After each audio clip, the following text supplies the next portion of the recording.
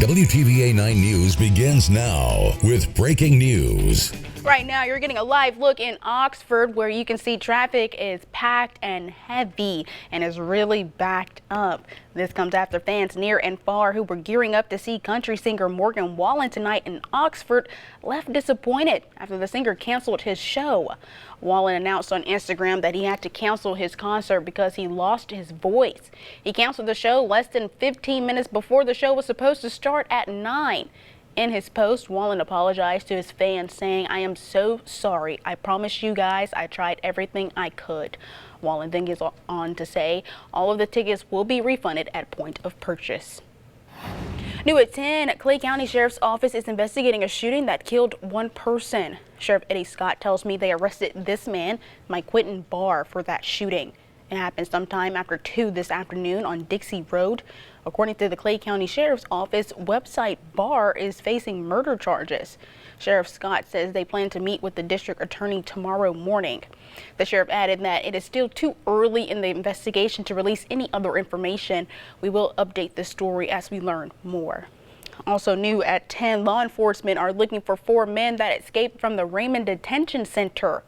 From left to right, Dylan Arrington, Casey Grayson, Corey Harrison, and Jerry Raines were reported missing from the detention center early this morning.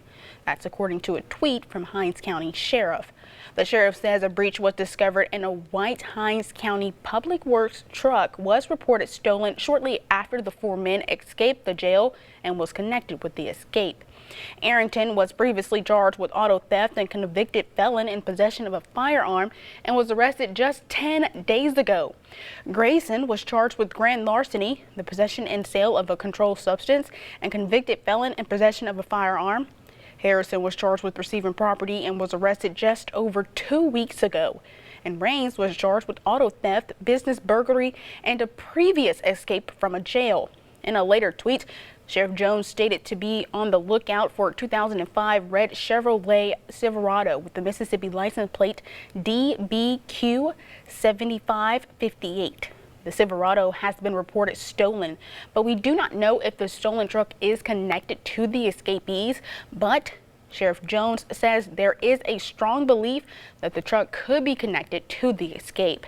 Sheriff Jones tweeted around noon today that the Public Works truck was found in Spring Valley, Texas, but there is not any updated information on the whereabouts of the escapees. The Hinds County Sheriff's Office does not believe that all escapees went to Texas in the stolen truck. New at 10, a Tupelo man is dead after a 4-wheeler wrecked in Verona. The wreck happened Saturday afternoon around 2:40. The Lee County Coroner's Office says Marquaven Watkins was killed in the accident. They say Watkins was driving on Johnson Avenue and turned on 10th Street, hitting another vehicle. He was thrown from the 4-wheeler. He was pronounced dead at the hospital. New at 10, the U.S. military tonight says it has successfully evacuated American embassy officials, roughly 80 people in total. Most of them embassy employees were helicoptered to safety. President Biden ordering the mission overnight as Africa's 3rd largest country descends deeper into chaos, the result of rival Sudanese military leaders battling for control. And tonight, the exodus isn't over. Some U.S. citizens still desperate to get out. Courtney Koob reports. Tonight, the urgent race to evacuate citizens from the growing violence in Sudan's capital city, Khartoum. The French carrying out several evacuation flights successfully, the Italians flying its citizens and those of other European nations to safety. The U.S. carried out their daring rescue operation under cover of darkness. Elite U.S. Special Operations flew multiple helicopters 800 miles from Djibouti to Sudan, landing on the embassy grounds where they loaded 80 government personnel and their families onto 3 Chinook helicopters in about an hour. Remarkably, U.S. officials said there were no injuries or complications. These are missions that are inherently risky. Kudos to the Department of Defense for pulling this off so smoothly. Overnight, Secretary of State Antony Blinken also announced the closing of the U.S. Embassy, saying it was temporary and necessary due to the unacceptable risk to embassy personnel. More than 16,000 Americans are still in Sudan, many of them dual nationals.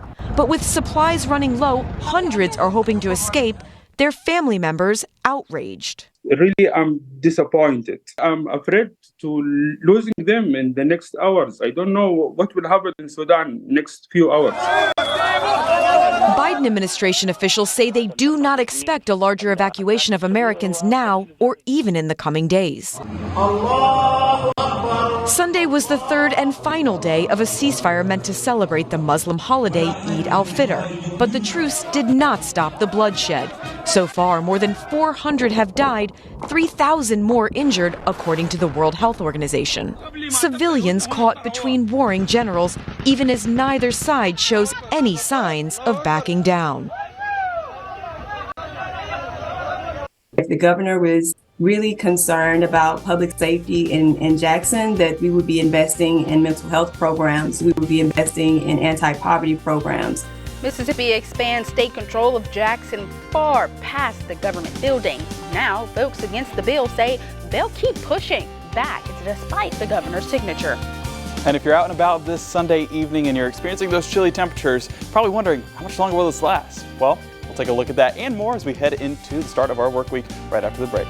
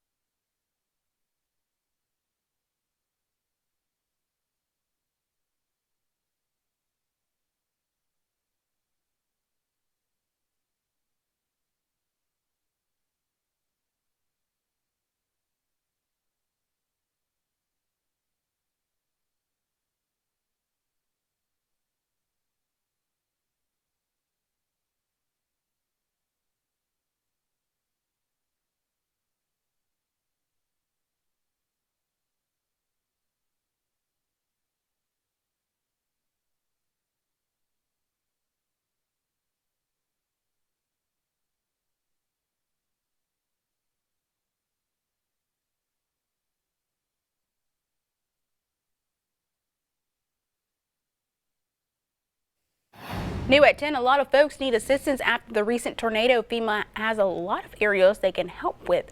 One of those programs is focused on cars damaged in the storm. FEMA offers help with repairs and replacement if your situation checks the following. Your primary vehicle was destroyed or damaged in the tornado. Your car is up to date with state registration and is current on its insurance. However, that is not a guarantee. People still need to register with FEMA and apply for the assistance. Not all damage is covered, so check to see if you're eligible.